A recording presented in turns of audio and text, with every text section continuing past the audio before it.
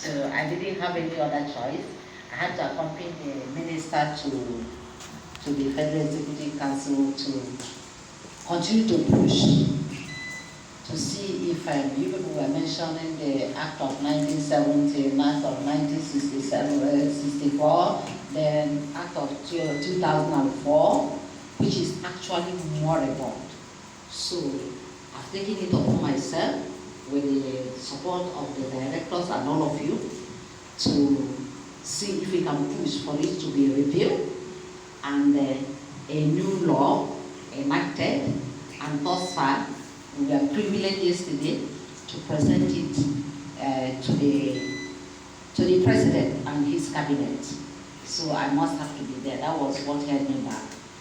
And I thank you for your understanding, and I thank the directors for all that they have been doing. Now, you are telling a wonderful story. Wonderful story indeed. And I was a kind of, wow. It's so cheering. Then what I say to myself is that probably you are not telling your story in a way that it will be impactful. But you are not telling your story in a way that it will be impactful, that people will understand you. Or probably the other 50% probability will be that you are telling a different story from what you are doing. But if the story you are telling me is the story of what you are doing, you are doing wonderfully well, and it then means that you are not telling your story well unto the ear that we hear it.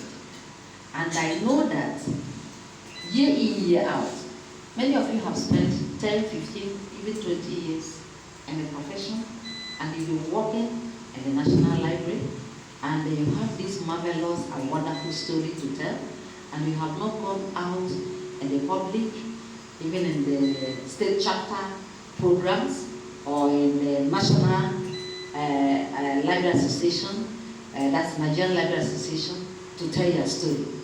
Because telling your story, many of you have been charged. Like you told me, you told me that you are fully charged.